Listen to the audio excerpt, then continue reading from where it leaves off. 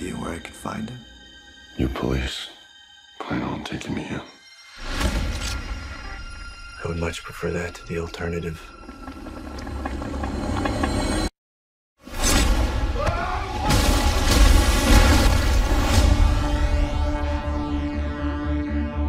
Every leap of civilization was built off the back of slaves. Replicants are the future, but I can only make so many. I had the luck, and he has the key. I think I found him. That's not possible. If this gets out, we've bought ourselves a war. You're a cop. I had your job once. Things were simpler then. What do you want? I want to ask you some questions. What happened? I covered my tracks, scrambled the records. We were being hunted. By who? They know you're here.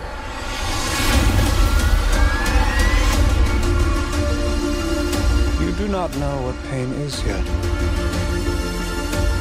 You will learn. Bring it to me.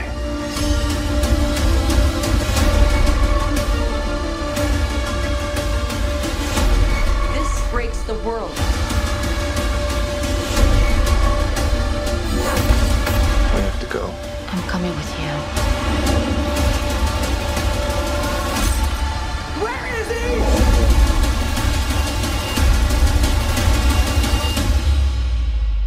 The future of the species is finally unearthed.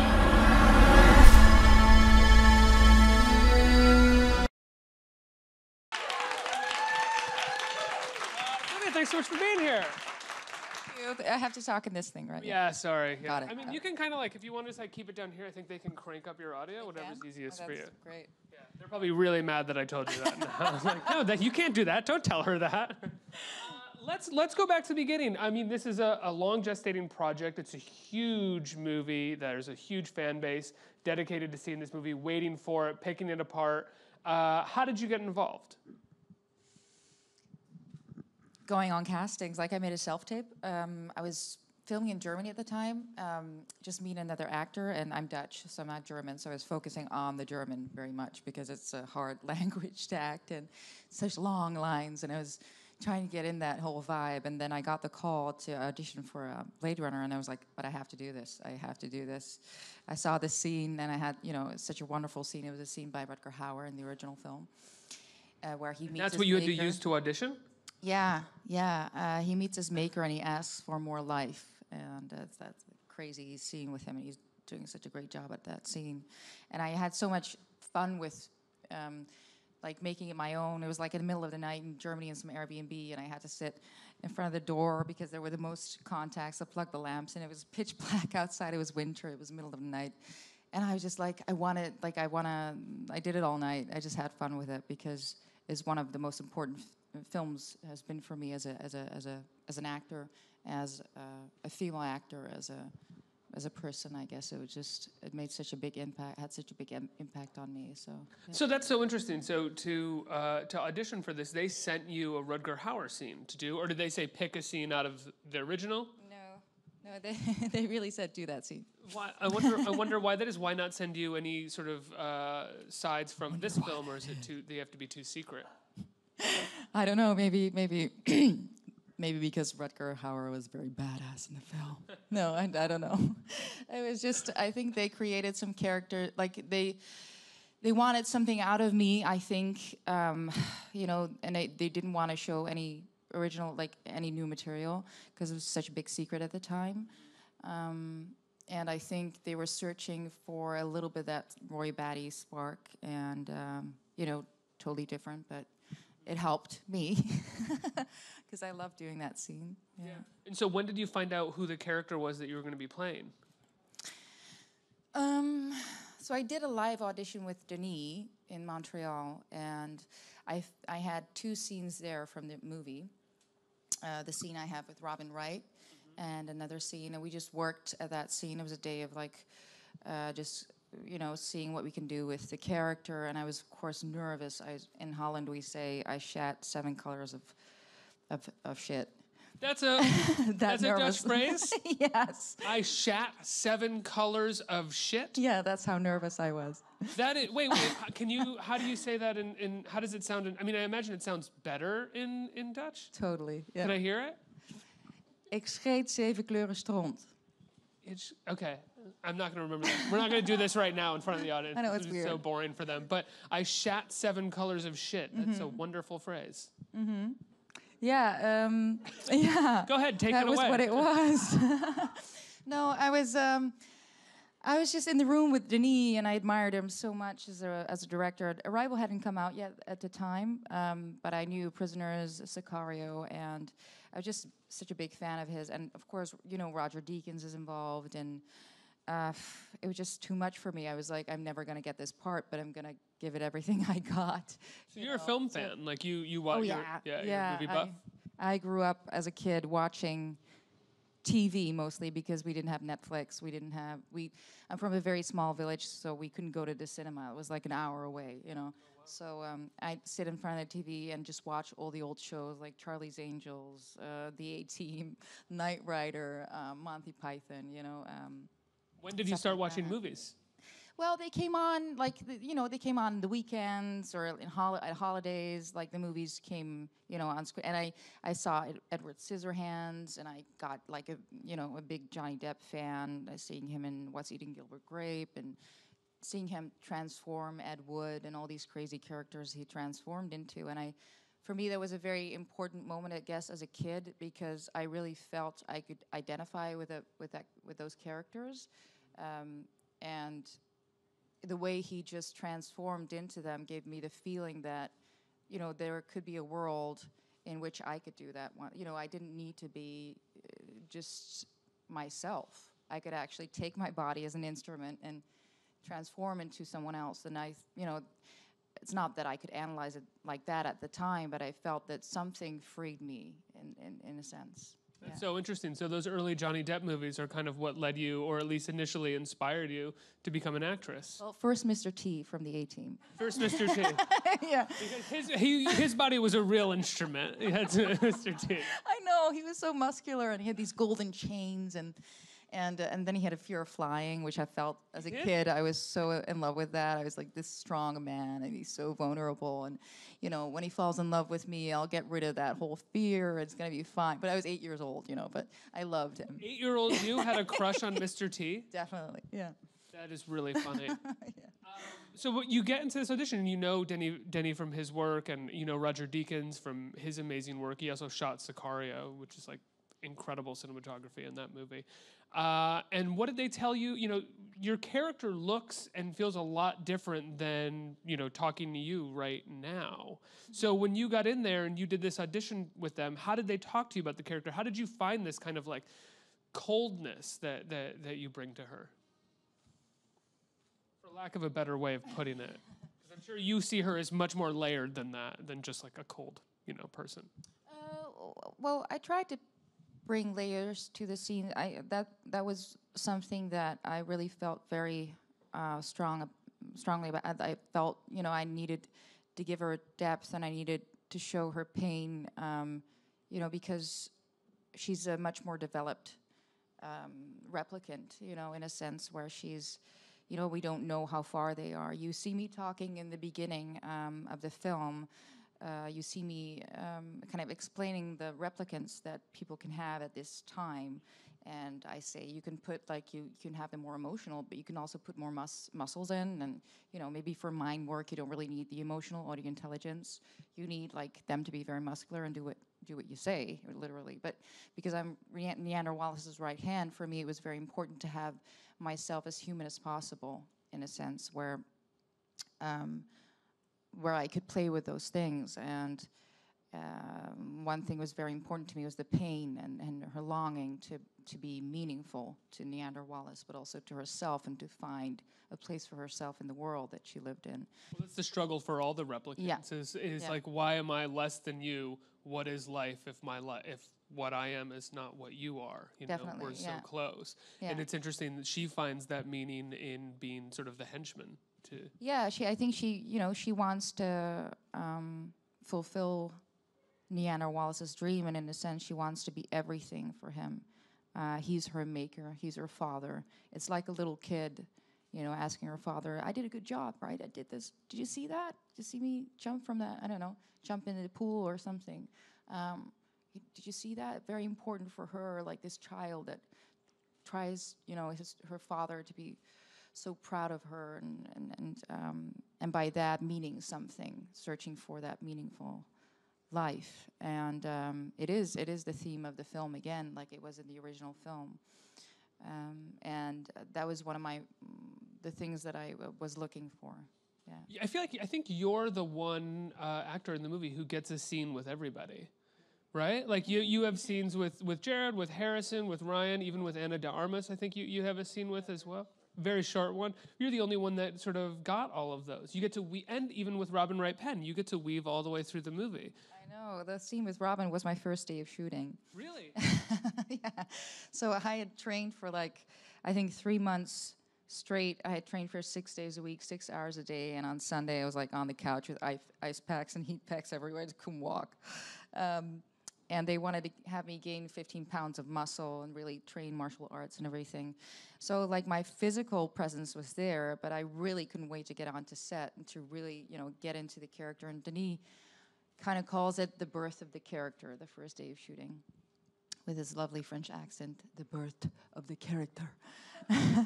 It was so fantastic. That day when my character was born, in the hands of Robin Wright, or she being in my hands, actually, but it was more of a, and she was so supportive. I was like, "Am I hurting you?" Or I'm like, "No, go for it." She was very supportive of, the scene, and everybody was so passionate about the film that it was just teamwork. It really felt like teamwork. How was shooting the fight scene with the Goose at the end? Ryan Gosling. Yeah, I know. Let's just say I had trained months to, reach my toes to his head to be able to kick him in the face. He's not a small guy. He's I know. 6'2", right? It took some, severe pain in my whole body, but it was I was very much Harrison. He hit Ryan in the face accidentally, but I'm so glad that I didn't kick him in the face. Because, Harrison gets he has a lot of wild cards, but I don't really. So I'm very happy. Well, so that fight scene is incredible. It's all pretty much in the rain and in the water. How many days did you guys shoot that? I think it must have been a week or two. Everything. So from the inside of my car or the ship or the spinner, and then the whole water elements, the fight, that whole sequence. Yeah. Denny has or Mr. Villeneuve has a way of shooting these scenes that in most action films or blockbuster films would feel hyperkinetic, and the actors are probably waiting, showing up, shooting for 30 seconds and then leaving and then coming back and shooting for another 30 seconds. And there's a way that when you watch his films where it feels like everybody is engaged for extended periods of time, that he isn't really breaking it up. Is it like that when you're shooting it? Even those big action sequences?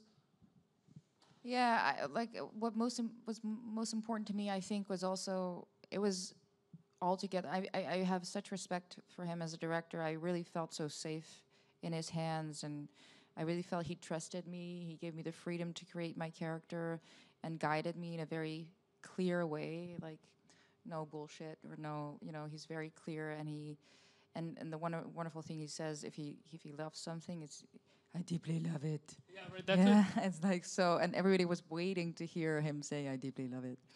So we were all like, do you deeply love it?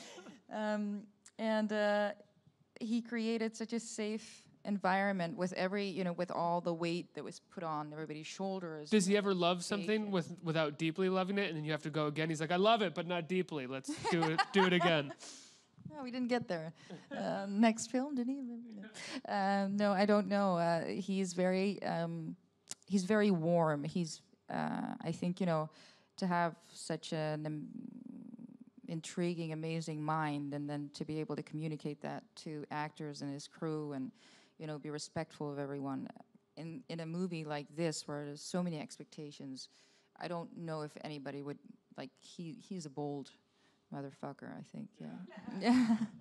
You actually have my favorite scene in the film, and that is the drone scene, where you are getting your nails done, and you are using what is like a version of Google Glass to bomb a poor community somewhere else, because you are trying to sort of move your target around, or get your target. And it's this incredible dystopic view of the future where a private corporation drones a poor community to sort of affect their profit base in some way. It's an amazing, articulate scene about a potential future that we're kind of heading towards. What was it like doing that scene? I remember laughing and just saying to Denis, everybody's going to hate me now. Everybody's going to hate me now. And he was like, no, they'll deeply love you. I'm like, I deeply oh love my that God. scene. Yeah, no, it was so much fun, especially with the man that does my nails. They had they invented the whole machine on his head and everything. And the way he does the nails is so precise. And I'm precisely bombing, everything in a very relaxed manner, like I do that every day. It was just so, it was so far away from me that I just had so much fun with that scene. The whole character, is so far away. I'm a softie. It's hard to get in an argument with me, And then to play this part in the movie, having that, the character like that so far away, but loving the character anyways is just for me so much fun. Yeah. Is that the kind of actor that you would say that you are? You like finding the things furthest away from you to play? I think that's most challenging. I think that is something that I long for as an actor. It goes back to your sort of Depp roots in the 90s. That's what I where think, it's yeah. He very much, with the exception of Gilbert Grape, which is a very subdued, grounded character, he loves the big sort of, the big show. Which I wouldn't say that because I think Gilbert Grape for him was also very much a transformation into introvertness and this whole world of that whole family, and I don't think it always should show on the outside, that big transformation you make, but I think it is something that you want to reach for, even if it doesn't show in your body or the makeup or the big show. That's not really what it is about for me. I think it's my longing to just be someone else. So, this me is too. so Sylvia. weird, Me but too. It's okay. yeah. I've always had that longing, from when I think I was 8 years old when I did my first play. I was like, oh, now I get it. This is what I want to do. You're free to be anybody you want to be, and create a new world. Yeah. Gilbert Grape, Johnny Depp's best movie in my opinion. That and Dead Man, those are his two best. What about working with Jared Leto? He's another actor who really embraces a certain, I don't want to call it method, but a certain methodology when it comes to sticking to character and finding every possible way to maintain it. What about working with him? I hadn't met him before, so we didn't introduce. We hadn't introduced ourselves. So I introduced myself as Love on set, and he introduced himself as Neander Wallace, and that's how we went about the scenes, for the rest of the shooting period he was there. And it was interesting because I'd never worked with an actor, the way he works, method. And I think for these characters that we are representing, for me, it gave an extra layer to it, I guess. I didn't expect that in the beginning because I was really intrigued by the whole phenomena, but I hadn't worked with actors that did it like that. To be on set with someone like Jared was, I think for the scenes, it was good. It elevated them in a sense that I longed for him as Love. I longed for his approval. I longed for him to see me to mean something to him. And because I didn't know him, he was so much further away from me. So I think that elevated something to the tension between us, and the way I want to be seen and known. Yeah. I have to ask, you here right now, you look almost nothing like your character in the movie. No, just kidding. But like a different color hair. You said you gained like 15 pounds of muscle, right? I like the character. Did you ever feel tempted to sort of maintain the look for like the premiere or anything like that? Nope. Really? No, you didn't know, like, you can't imagine how much I train. I'm a tiny little, like, especially my upper body, like my shoulders and everything, it's just genetics. It's very tiny, and I needed like a lot of work to put like muscles on and have that strength and to really look like powerful. And to maintain that 6 hours of training a day is just not for me. For myself, it is for the character. I love to do it for a character. 6 hours of training? Yeah. What is the training and what do you do for 6 hours? So they had this whole team for me. I had a nutritionist, even a psychologist, and a very good trainer. A psychologist? Yeah. Now we're talking. Yeah, I know. It was the whole thing. What did the psychologist have to do with it? It was a team. It was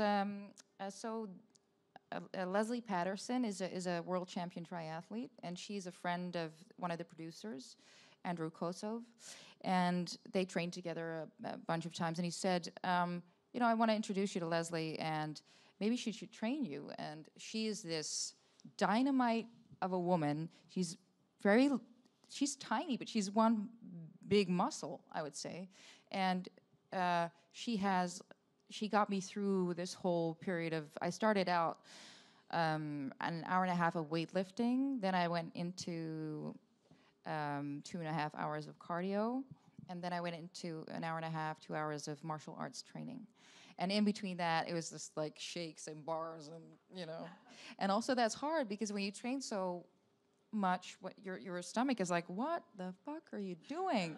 Leave me alone, I'm not hungry, but you have to eat because otherwise you'll lose the muscle. Like you'll eat yourself up. Protein helps continue to build the muscle, right? I know, so it's a lot of protein shakes and, it's bad because I got like, I looked like a teenager. I had like acne, like I broke out, and I was like, I need to be this perfect robot. This is not part of the deal. But all the protein and like getting more hormones and stuff, it started working against me. What was the first thing you ate when the training was over and you didn't have to look like that anymore? Well, the funny thing was they wanted to have me gain weight so I could eat like burgers, fries. They wanted to have me like eat a lot of lean meat like chicken, but there was also burgers. I guess when I was done, just pizza and just more of the unhealthy carbs and stuff. That was just not so good for the training at the time. Yeah. Wow. Let's get some questions from the audience. Who has it right here? Hi. Hi. I was just curious, how much input did you have on the look of the character? Great question. I think I came to Budapest and I had already done the whole training or most of the training, so I had those muscles already, so the body was there. Then we went into fitting costumes and discussing it, and there was a very fantastic costume designer on this film. And when I put the costumes on, I really felt like I got closer to the character already. I think, we talked about the hair, and we all wanted something severe, but that it could also, when she was walking, look like a little girl with her ponytail, like da da da da da. It has something of a kid and something of a cold killer, So we used to have fun with that, and we used it, I think, in a way that, sometimes you see her as a little girl, and sometimes you see her as just cold ass, badass, Yeah. So it was fun. It was fun to work with these different dimensions. Yeah. Next question. Hi. Hi.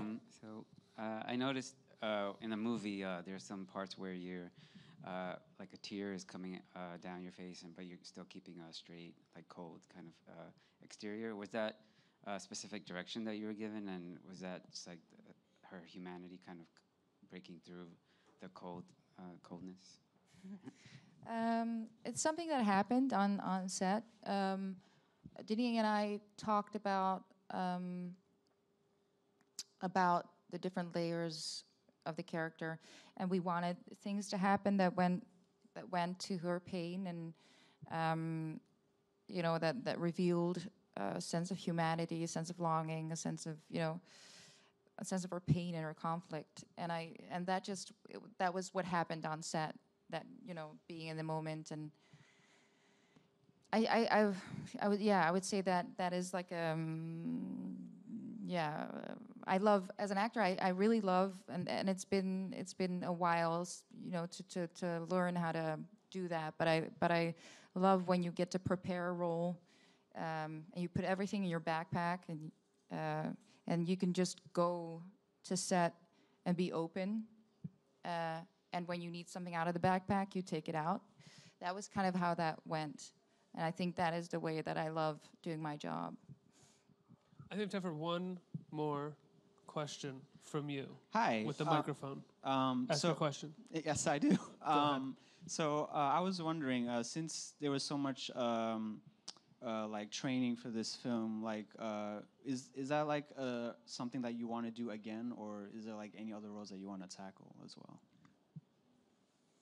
Oh, I'd definitely do it again. Can you fight now? Like if you got... Try me, no. God. So the funny thing is, first you learn how to fight for real, and then they take it away from you. It's like, I learned how to fight for real, and then it was like, hey, but Mr. Gosling is coming on set, so, you know, we're gonna teach you how to not do it for real. Be careful, okay. So I guess I kind of know, you know, I know the physical, I know where to put my fist, you know, but I guess that's a weird way to say it. I'm sorry. That's very funny. I totally do. No. But to have like the confidence that I had on set, that physical confidence, and not having that muscle anymore. I have the muscle memory. If I go into a gym now and work, you know, my ass off, then I get it back. But I think just not having that confidence, it's a lot to do with your brain, it's mind and body, you know. So much, our mind is fucking with us so much. Our brain is in our way all the time, which is an interesting thing, but you know, you shouldn't rely on it too much all the time. Well, they always say when it comes to exercising that the moment you start telling yourself you're done or that you can't do anymore, that your body can actually go, like that's only 20% of what your body can do, and that's your brain telling you that, and your body, you just have to kind of push past that or something like that. Yeah, that's what I noticed doing the cardio, because I got to know that I kind of like weightlifting. I don't know why, I kind of got to like it. But the cardio for me was the hard part, to be like on a bike for an hour and do HIIT training, you know. And HIIT training? Like HIIT training, you have to go like, you know, go 2 minutes like fat, you know, full on, and then, you know, a little bit, and then you keep on doing that. It's easier to do when you have someone standing there, right? I know, and like, shouting at you. Go. I know, stopwatch. And then you would just be like, yeah, whatever. I'm just gonna look up my phone. Definitely be me. That would be me, like looking at a TV, you know. Yeah, that's me every time I go to the gym. I know. Oh yeah, my ex-boyfriend always told me, like, he's like, that's not working out. I'm like, it is, and now, I finally, you know, realized it wasn't working out. But yeah, I think at that time, your brain tells you, stop. We can't do it. We're not going to do this. We have to. But if your body goes on, you can do a lot more than you think you can. Yeah. Well, Sylvia, you absolutely kill it in Blade Runner 2049. Congratulations. I can't wait to see your next project, what you're going to show up in. The movie is playing in theaters all over the place in the world, everywhere, right now. Sylvia Hoeks, everybody, let's hear it.